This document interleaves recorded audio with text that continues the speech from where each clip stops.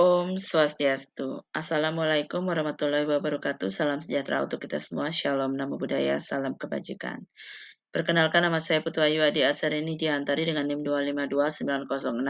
25290610009. Hari ini saya akan memaparkan materi tentang aliran filsafat realisme dan implikasi dalam pendidikan.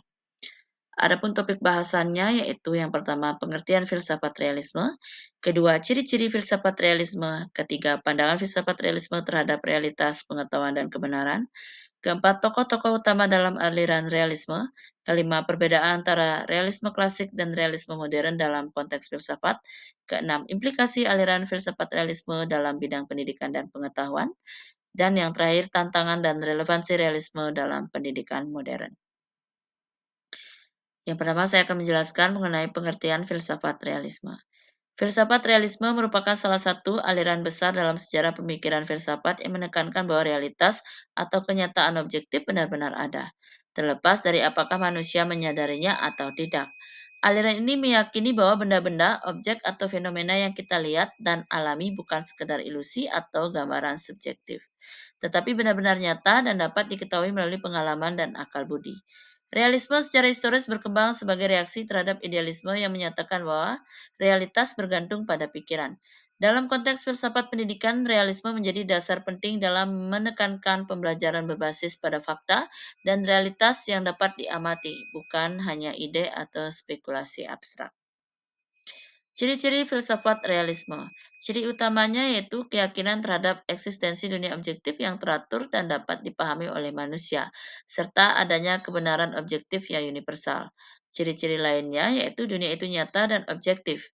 Ada sebuah dunia di luar pikiran dan perasaan kita yang benar-benar ada atau eksisten, dan keberadaannya tidak bergantung pada apakah kita memikirkannya atau tidak. Contohnya, sebuah pohon tetaplah pohon meskipun tidak ada orang yang melihatnya.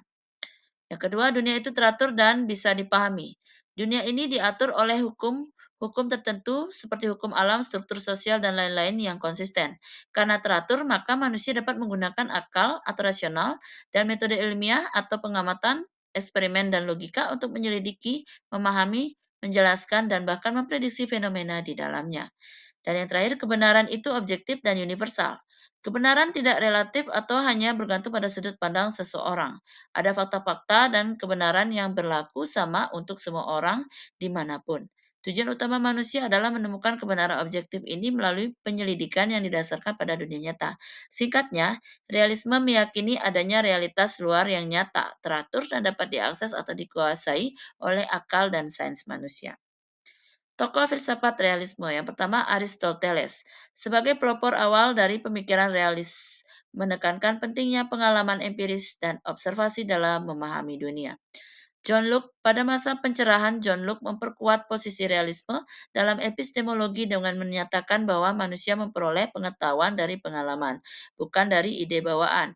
Ia memperkenalkan teori tabula rasa, yaitu gagasan bahwa pikiran manusia adalah lembaran kosong yang kemudian diisi melalui pengalaman indrawi.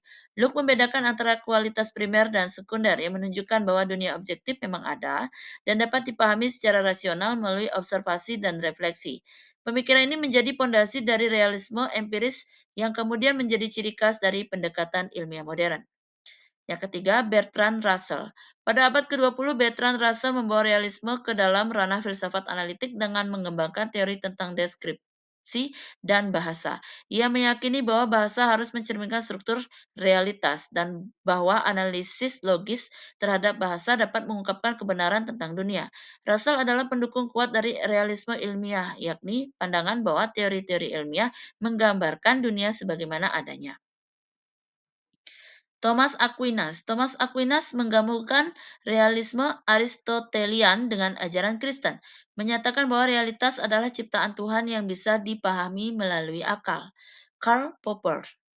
Locke membedakan antara kualitas primer dan sekunder, yang menunjukkan bahwa dunia objektif memang ada dan dapat dipahami secara rasional melalui observasi dan refleksi.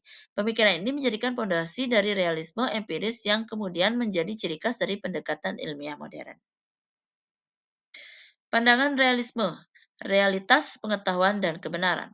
Pandangan ini menentang idealisme yang menganggap bahwa realitas pada dasarnya merupakan konstruksi pikiran atau kesadaran. Dalam kerangka realisme, benda-benda fisik, hukum-hukum alam, dan fakta-fakta empiris tetap ada meskipun tidak sedang dipikirkan oleh manusia. Realitas bukanlah hasil spekulasi, melainkan sesuatu yang konkret dan dapat dipelajari melalui pendekatan ilmiah dan rasional.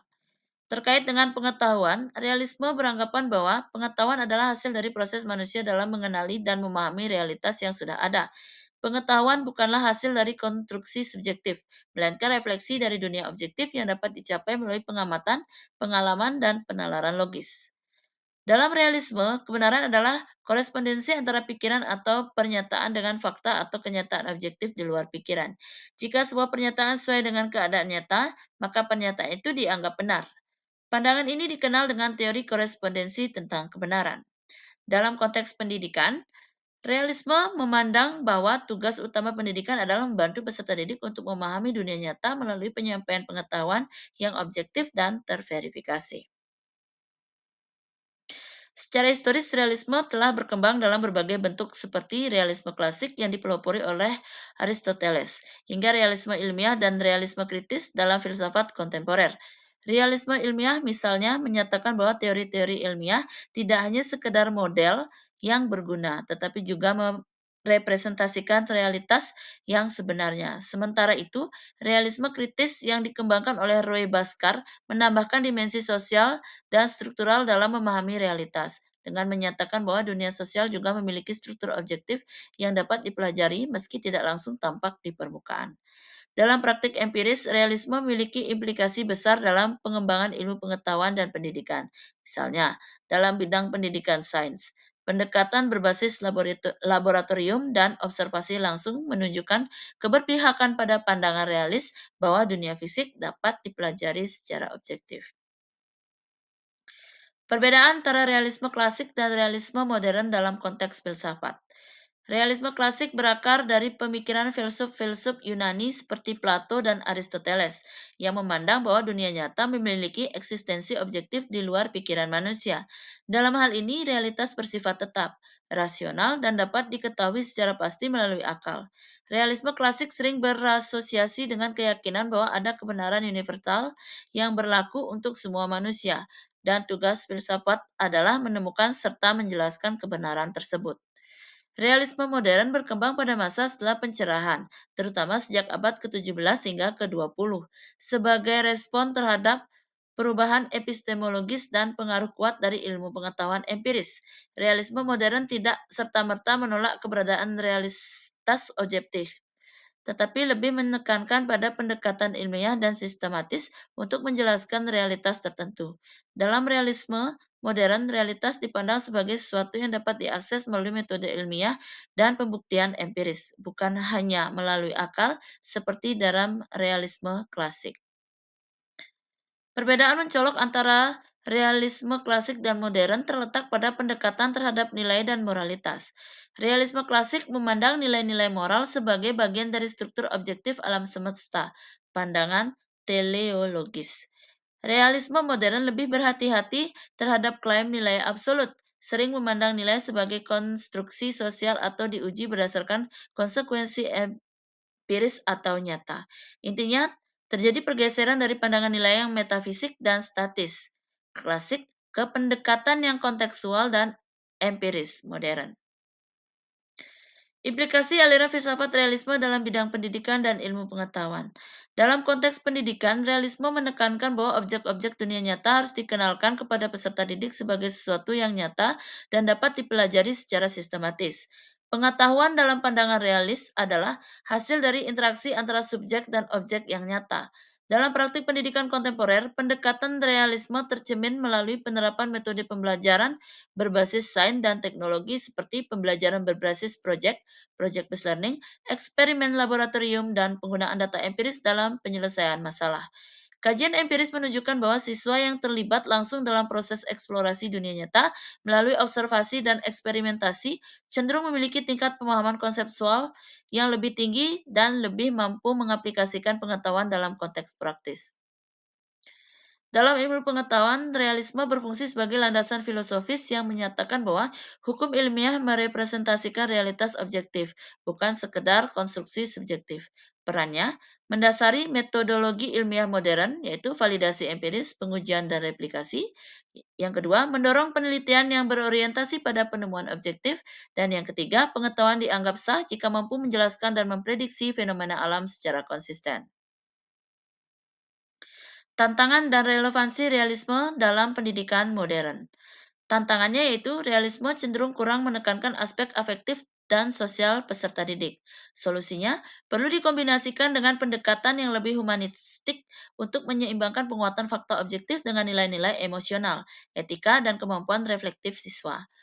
Relevansinya yaitu realisme tetap relevan dan kuat di era modern yang berbasis data dan teknologi. Implikasi positifnya mendasari pendidikan yang menekankan akurasi, objektivitas, dan keterukuran serta memperkuat berpikir kritis, disiplin, metodologis, dan sikap ilmiah peserta didik. Realisme adalah kerangka adaptif yang diperlukan untuk pemahaman realitas dan penguasaan ilmu pengetahuan, tetapi harus diintegrasikan dengan pendekatan humanistik agar menghasilkan lulusan yang tidak hanya cerdas faktual, tetapi juga bertanggung jawab secara moral dan sosial. Relevansi pemikiran realisme dalam menjawab tantangan kehidupan kontemporer. Realisme memiliki relevansi tinggi dalam menjawab tantangan kehidupan kontemporer karena menawarkan fondasi epistemologis yang stabil di tengah ketidakpastian dan banjir informasi. Poin-poin relevansi realisme kontemporer. Yang pertama, bidang epistemologi atau kebenaran. Relevansi utamanya yaitu melawan post-truth, hoax, dan relativisme nilai dengan menegaskan eksistensi dunia objektif dan perlunya pemahaman rasional dan faktual melalui observasi dan penalaran. Yang kedua, pendidikan. Relevansi utamanya yaitu menjembatani jurang antara teori dan dunia kerja dengan mendukung kurikulum berbasis fakta dan pembelajaran dunia nyata, real world learning, untuk menanamkan sikap ilmiah dan pemecahan masalah praktis. Yang ketiga, bidang sosial politik.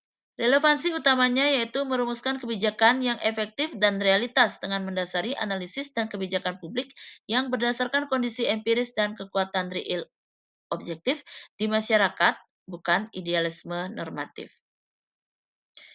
Yang keempat, dalam bidang sains dan teknologi. Relevansi utamanya itu landasan bagi metode ilmiah modern dengan mendasari asumsi bahwa teori ilmiah mencerminkan struktur realitas yang sebenarnya, yang menjadi dasar keberhasilan inovasi teknologi seperti AI dan energi terbarukan.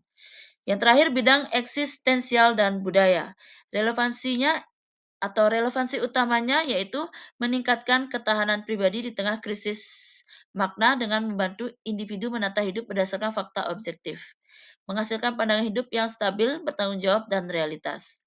Realisme memberikan kerangka berpikir faktual, rasional, dan berbasis bukti yang sangat dibutuhkan untuk menavigasi kompleksitas era modern. Kesimpulannya, filsafat realisme adalah aliran pemikiran yang menegaskan bahwa dunia nyata atau realitas eksis secara objektif dan teratur, independen dari pikiran manusia, serta dapat dipahami melalui akal, sains, dan bukti empiris. Relevansi realisme. Yang pertama, sebagai jangkar epistemologis, menawarkan fondasi yang stabil untuk mencari kebenaran objektif di tengah era post-truth dan relativisme. Menolak pandangan bahwa realitas hanyalah konstruksi subjektif. Yang kedua, dalam pendidikan, berperan penting untuk menjembatani kesenjangan antara akademis dan dunia nyata. Realisme mendorong kurikulum berbasis fakta, disiplin metodologis, dan praktik nyata, misalnya eksperimen, untuk menghasilkan lulusan yang siap hidup dan mampu memecahkan masalah praktis. Yang ketiga, dalam sains dan kebijakan. Mendasari metode ilmiah modern dan membantu perumusan kebijakan publik yang realistis berdasarkan data dan kondisi empiris, bukan hanya idealisme. Meskipun kuat dalam aspek kognitif dan faktual, realisme perlu dikombinasikan dengan pendekatan humanistik untuk mengembangkan aspek afektif, moral, dan sosial siswa. Secara keseluruhan, realisme tetap menjadi kerangka filosofis yang adaptif dan sangat dibutuhkan untuk mencapai pemahaman yang akurat, rasional, dan bertanggung jawab terhadap kompleksitas dunia kontemporer. Baik, demikianlah pemaparan materi dari saya. Terima kasih. Om Santi Santi Santi Om.